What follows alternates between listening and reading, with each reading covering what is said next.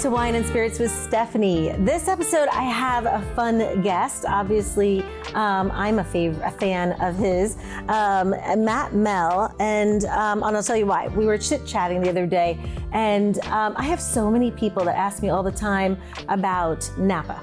Oh, I'm going to Napa, where should I go? Or just advice on what a trip to Napa should look like. Kind of some do's, some don'ts. So I'm going to ask a couple of questions and then we'll just kind of talk about it. But number one, how many days should you spend in Napa? Oh, I mean, we could spend 2 weeks in Napa and still not have enough time. But I think for the first time out there, 3 to 5 days is enough for you to get a feel for the valley. Absolutely. And when's the best time to visit? These are probably the top questions I get asked. So I think that's a personal preference as well. It's early in the year. It's a little rainy. Somewhere around March to May is probably the best weather as far as temperatures go and less crowds. But I enjoy when the crush is on, September, October, when there's energy, everybody's working hard, they're bringing the grapes in, and it's exciting. Amazing, by the way. Oh, it smells. You'll just be driving, you're like, what is that? You definitely know you're in wine country, you just smell wine everywhere. Yep. The only caveat there is that maybe the winemakers themselves are a little difficult to visit or see just because they're busy during the crush. So I love that you mentioned that because it is personal preference. Are you going to drink wine? Are you going to meet a winemaker? Maybe stay away from crush.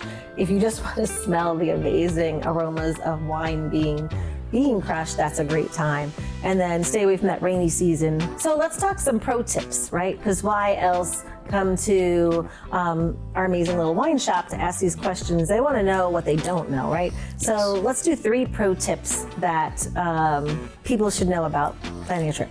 Okay. Well, first of all, know that when you're making reservations at wineries, they're going to ask you for your flight information and where you're staying.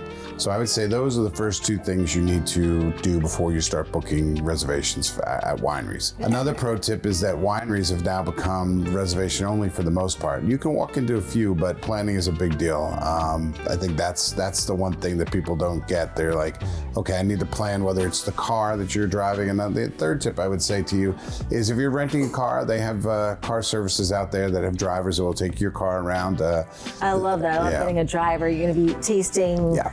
Well, how many vineyards do you think? Well, I think I don't recommend more than 3.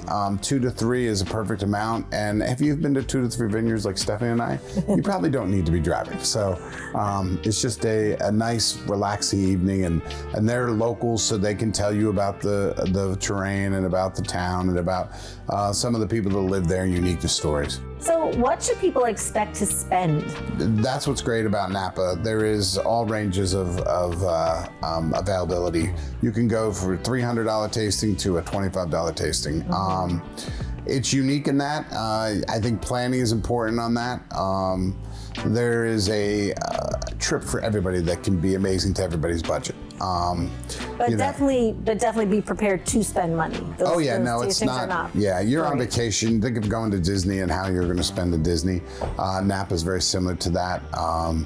Like I said, if you're looking to have a trip that's a little more cost effective, probably the summer is a better time to go.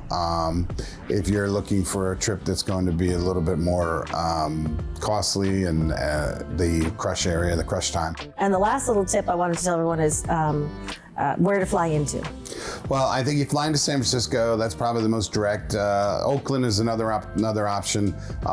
You can be up to Napa an hour and a half from landing. Those are the easiest ways to do it. There's shuttles up there as well as you can rent a van to take. And sometimes we'll fly in, spend the night because we get in late, and then get up the next morning and enjoy the drive because it's just a beautiful area and a region. Oh yeah, no, I mean it's just there's such rolling hills, just gorgeous. Think of vineyards. It's sun coming up, sun setting. It's just amazing. It is amazing. All right. Well, thank you so much for spending time with me today. We're going to say cheers. And thank you for watching Wine and Spirits with Stephanie, how to plan a trip to Napa.